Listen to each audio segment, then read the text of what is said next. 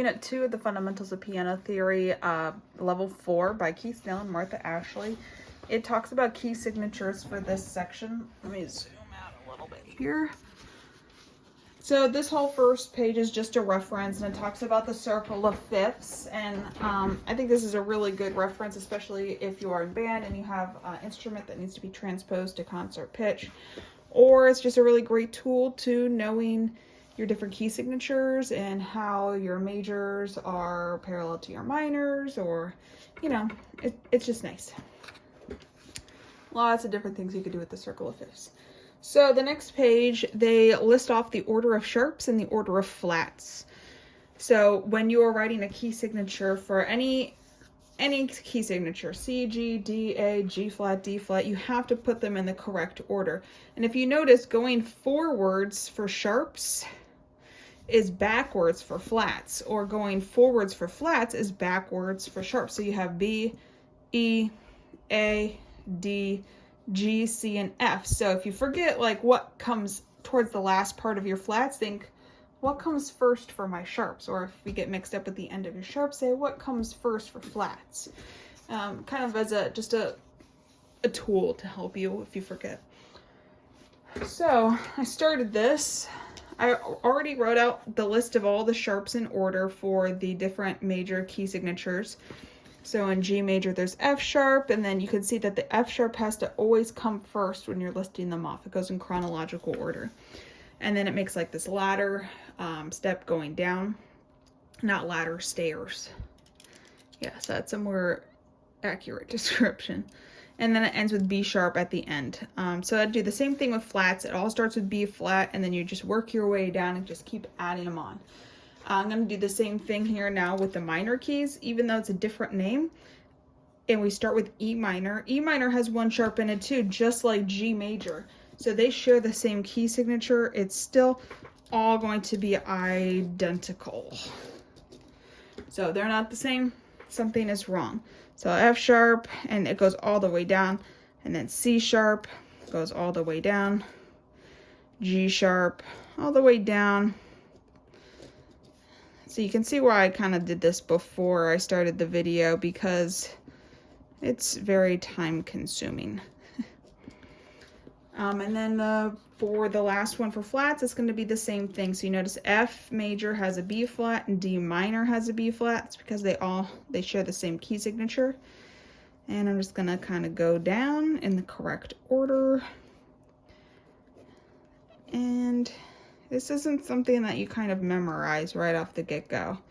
You're maybe thinking, why do they have to go in chronological order, and things like that. But the key signature has to, I guess, be uniform with each other. And it just takes a little bit of time to have them all memorized. I think you'll have it memorized before you even realize it. So the next page is about writing major key signatures. I already went ahead and did this one too, because it's kind of just tedious. So they want to know how many either sharps or flats with these various key signatures. Make sure that if you have sharps, the sharp sign, if it's on a line note, like the first sharp is F sharp, that sharp sign has to go, let me see if I can zoom in here. It has to go in between the lines here. So that line has to go in between the space, that middle space. If it's a space note like C sharp, it fits inside the space. So just be careful when you're writing that out. It's kind of what they're looking for here. So A major has 3 sharps, D is 2, B is 5, and so on and so forth. And then I do the same thing with the flat key signatures here. Make sure that if it's on a line note like B flat, the line has to run through the flat sign. If it's a space note like E flat, then the flat fits inside the space. And then you write it out for the various flat key signatures.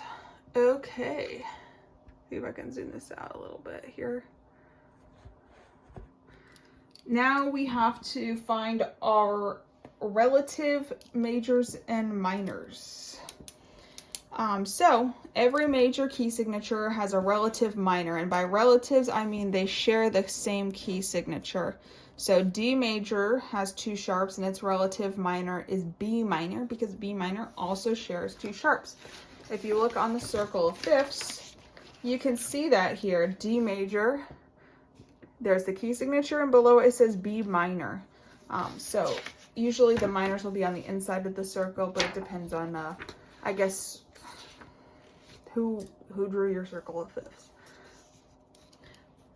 You can also go to the 6th scale degree of the major scale to find the minor. So for example, you have D, E, F sharp, G, A, B, C sharp, D, 1, 2, 3, 4, 5, 6.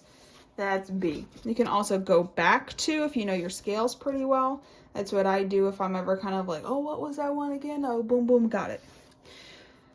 This is saying, yep, that you just go down 3 half steps below. And then you can find that as well. So there's a lot of different ways that you can get to the same destination.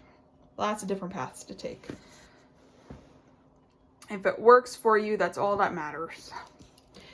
So below they gave a key signature, and they want you to identify what is the major key signature and what is the minor key signature.